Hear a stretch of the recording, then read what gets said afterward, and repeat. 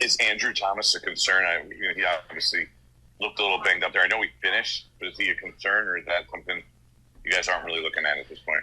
Yeah, I don't have an update yet. I haven't met with any of the doctors. We've been grinding here on Dallas. I'll meet with these doctors and trainers at 11:30 or 12, whatever time it is. Tom Canavan. Hey, Dave. How you doing? Tom? Have you prepared in advance for this? And this is a week or 3 days of just getting your bodies ready. Have we prepared? Are you talking about physically or mentally? Game plan. Oh, mentally and game plan wise. Yeah, you have younger coaches that go through things, leading up to this game. It's a short week. As play callers, you pretty hone in on who you're playing that week. So there's a lot of catching up to do. We met, after we got off the plane yesterday and, did some things last night. We were here early. A lot of catching up to do. New defensive coordinator, same offensive coordinator and Coach McCarthy, but new defensive coordinator, Coach Zimmer. We've had some of the guys stayed here last night. Other guys got in pretty early, so we're catching up. We'll be caught up, but there's these short weeks. There's not much time that you need a lot of it. You need all the time you can. Ryan Dunleavy. I have a few for you. You said something last night I thought was very interesting about neighbors, and it almost doesn't matter who the matchup is. You expect him to win. How rare is that? That seems like the upper echelon of NFL playmakers. How rare is that you can have a player where you almost don't even care if he's going against an All-Pro or a Pro Bowler, you expect him to win? And how impressive is it Malik's got there that quickly? Yeah, again, I think you have to be aware, Ryan, though. I know what I said. You have to be aware of the people that you're playing. We certainly have a good one this week that I think will be matched up quite a bit in Diggs. So you definitely have to be aware. But when you have confidence in your skill player offensively, you go ahead and give them opportunities. So it just means you have to be that much, cleaner, crisper on things when you're, going against a very good player.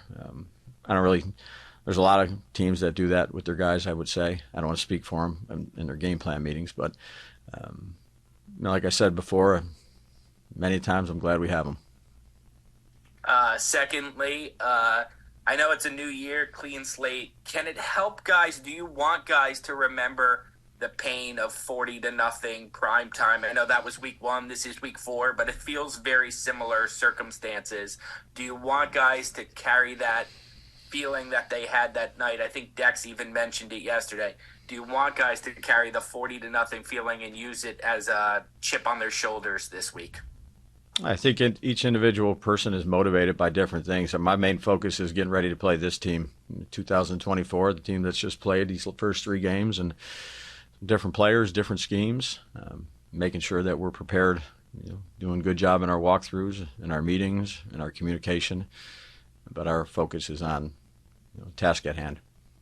So you don't take anything from that night? That was probably one of the more difficult nights you had as a coach. Yeah, I take. We got a short week and we got not much time to get ready. So that's where my focus is. And then the last thing from Jordan's question. I know you said you don't have any injury updates, but is there a guy, CeeDee Lamb plays most of the time in the slot. You would seem to have 3 slot corners injured, McLeod, Adoree, and Phillips. Is there a guy you think you're optimistic is closest to playing of those 3? Yeah, right. I don't have any update yet. That'll take place probably about an hour. So coaches have been in game planning. It's always a little, you put your game plan in schematically, but there's a personnel side of it too. So we'll work through some of those things. We'll have about 4 hours of meetings today, somewhere around there, and then get back on it as a coaching staff after the walkthrough at 3:15. So a lot of work that needs to be done right now in a short week. Thank you. Yep. Patty Trina. Good morning, Daves. How are you? Good, Patty. How are you? Good, thank you. I have two for you, if I may. Sure. Can you just talk about how Daniel and Malik Neighbors, how they have pushed each other and how they have grown together in this short amount of time? Yeah, a lot of time on task. Again, I said this yesterday. There's a trust element to a quarterback and a receiver, and I think Daniel has that with really all of our skill guys. The amount of work that he puts into it, the extra individual periods, the routes on air, the times where the defense is going and they go over during practice and throw extra things. The communication in the film room, they meet together quite often. It's not just him. I mean, he's got one with Wandell. Say he's played with Slay the longest. So, again, that's an important part of the passing game is the trust that you're going to be where you're supposed to be. Your body language is going to be good.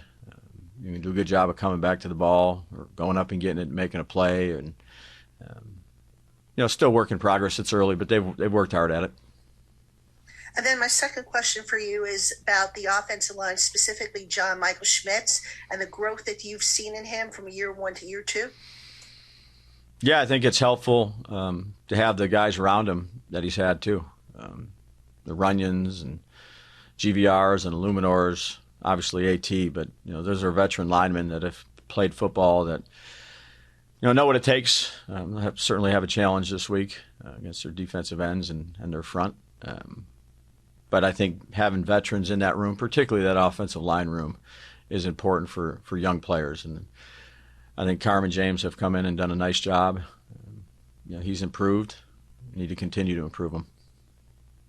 Thank you. You're welcome. Mark Canavero. Hey, Daves, this can probably go for your entire team, but specifically about Daniel.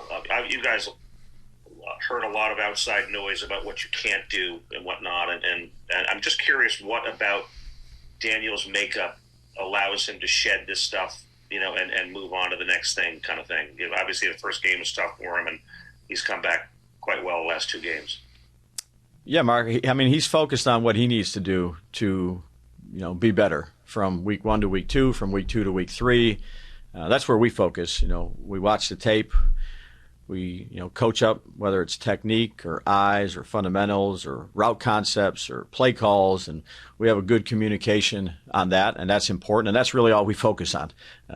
We don't focus on any other things that, really don't affect him other than what we do in our meeting time, at practice, our communication with the receivers, protections with the offensive line, and he's consistent with that. He's been here quite a long time, and I think his focus is always where it needs to be. When he comes in the building, he's the same guy every day, whether it's a bad practice, a good practice, a bad game, a good game.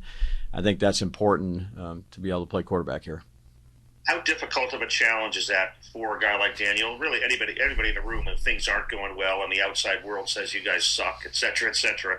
How difficult is that to do what you just said? Yeah, I'd say that's a good question for Daniel. Everybody probably deals with it a little bit differently, but that's not, we don't really talk too much about that. Our focus is, look, what are they doing on 3rd and 2 to 5? How can we get a matchup? What are we going to do? We're going to shift this guy. Oh, this is a tough blitz pattern. We got to make sure we have a re-identification. Cadence issue. Like there's so many things to talk about in such a short time each week when you're preparing. That the thing I appreciate about Daniel is he comes in ready to work every day, and his focus is on what's important, which is, learning from our mistakes, doing a good job communicating on what we can do better, and him and our relationship of play caller and quarterback is important, and then working at it in practice. So that's what I see every day. Thanks. You're welcome. We'll take two more. Kim Jones.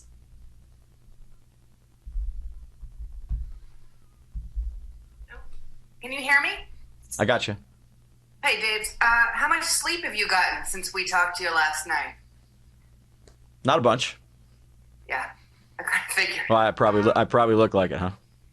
No, Yeah, it's okay. no. You look good. Thanks. You look good. Yeah. I'm wondering about Malik. Is he better than you thought he was going to be this early? He clearly has skills, and you would know those better than I. But to do it this seemingly easily and quickly as a rookie, especially in this market, isn't something that we always see.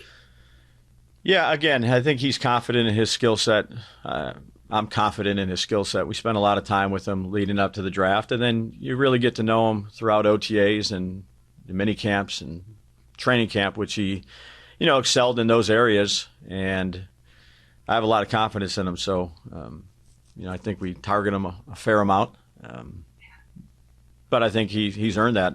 He's earned the right to have those opportunities. And look, one game, I don't know what he's had, 30 the past 2 weeks, I think. But, there'll be adjustments throughout a game where things are happening. And, everybody's going to have to be dialed in. But his mindset, he's a competitive young man that he's just a football player. So glad we got him. Any concerns about the kicker? Yeah, we'll sit down and talk personnel stuff later today. But again, you'd like him obviously to make that kick. He didn't, but he's done a good job when he was here in practice. And we'll talk about what we're going to do here. And on such a short week, would it be unusual to make a kicker change? Yeah, I'm not saying we're going there, Kim. I haven't even met with the special teams coaches yet. So we discuss that every week. It's just not this week, obviously. Personnel and what we're doing. A lot of catching up to do here. Yeah, no problem. Yeah. Okay. You're welcome. Last one, Pat Leonard. Hey, Brad, just to be clear, Joseph will be your kicker Thursday night? Yeah, I didn't say that. Oh, okay. No, okay. Did you sleep at the facility overnight? No, I went home. And Deontay Banks, when you watch the film, what do you think he can do to correct or to address the way that Cleveland was attacking him? Obviously, a guy you guys have a lot of confidence in, young player. Just want to know what you see when you watch the film. Yeah, he was tight on a lot of coverage, and I thought they made some nice plays. Some good throwing catches. He was right there on, I'd say, a number of them. So, look, I have a lot of confidence in Banks. Again, sometimes those guys are going to make plays.